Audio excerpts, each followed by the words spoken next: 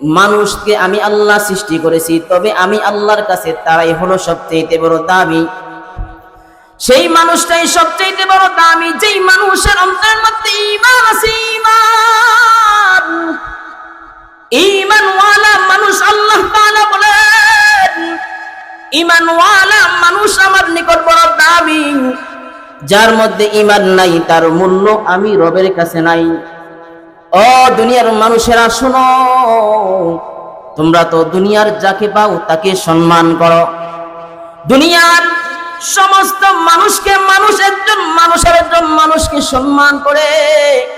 আল্লাহ তাআলা বলেন যদি ঈমান নামক দৌলত তোমার মধ্যে না থাকে, ও বান্দা শুনে রাখো, আমি রব্বুল আলামিনের নিকট তোমার কোনো দাম নাই। যার মধ্যে ঈমান নাই তার কাছে তার দাম আল্লাহ তাআলার নিকট নাই। অতএব রবের নিকট যদি দাম পাইতে চাও, রবের নিকট যদি তোমার শান আর মান পাইতে চাও, তাহলে বান্দা তোমাকে এক নম্বর ঈমানওয়ালা গুণ অর্জন করতে হবে, ঈমানের মতো দৌলত অর্জন করতে হবে।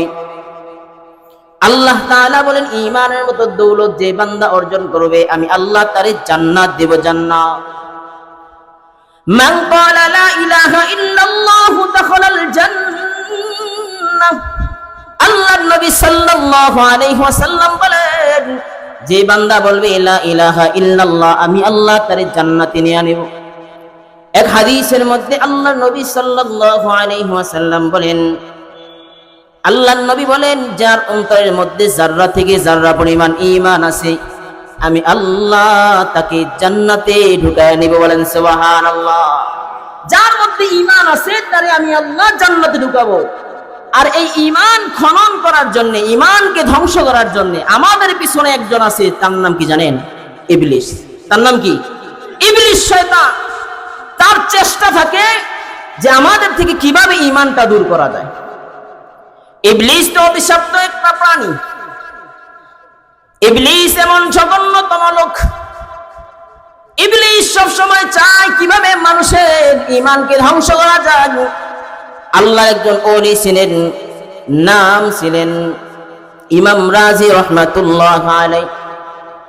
ইমাম রাজি রাহমাতুল্লাহ আলাইহি এত বড় মাপের একজন আল্লাহর ওলি ছিলেন। ওলি ইমাম রাজি রাহমাতুল্লাহ আলাইহি যখন মৃত্যুর বিছানায় পড়ে গেলেন, মুমূর্ষ অবস্থায় ইমাম রাজি, এমন অবস্থায় ইমাম রাজির নিকট শয়তান এসে উপস্থিত হয়ে যায়। শয়তান এসে বলে, ইমাম সাহেব আপনি তো জগৎ বিখ্যাত একজন ইমাম, বলেন না ইমাম সাহেব আল্লাহ কয়জন? ইমাম রাজি আল্লাহ এক এর 100টা দলিল দিলেন। কয়টা দলিল? 100টা দলিল দিলেন ইমাম রাজি রাহমাতুল্লাহ আলাইহি। শয়তান তার ইলম দিয়া ইমাম রাজির 100টা দলিল খণ্ডন করলেন।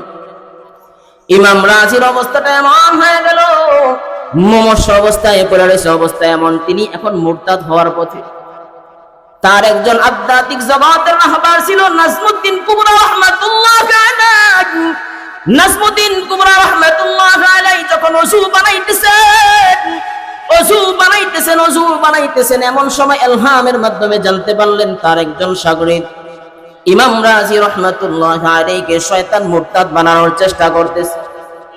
ইমাম রাজি ইলহামের মাধ্যমে ইমাম নাজমুদ্দিন কুবরা রাহমাতুল্লাহ আলাইহি ইলহামের মাধ্যমে ইমাম রাজিকে জানায় দেয়, ইমাম রাজি শোনো, শয়তানকে জানা দাও যে আল্লাহ তাআলা বিনা দলিলে বিনা বাধায় আল্লাহ হলেন এক, তার সাথে কোনো শরীক নাই। বলেন সুবহানাল্লাহ। আল্লাহ তাআলা হলেন একজন, তার সাথে কোনো শরীক নাই, কোনো শরীক চলে না। শয়তান এখন নিরুপায় হয়ে গেলেন, নিরুপায়। শয়তান এখন বললেন ইমাম সাহেবকে তো আর মুরতাদ বানানো যায় না। শয়তান যাওয়ার পথে বললেন, ইমাম সাহেব আজকে ইলম আপনাকে বাঁচায় দিয়েছে। ইমাম রাজি রাহমাতুল্লাহ আলাইহি বলেন, না রে শয়তান, আমার ইলম আমার আজকে মুরতাদ হওয়া থেকে বাঁচাই নাই, বরং আমার আল্লাহ আমাকে মুরতাদ হওয়া থেকে বাঁচাইছে।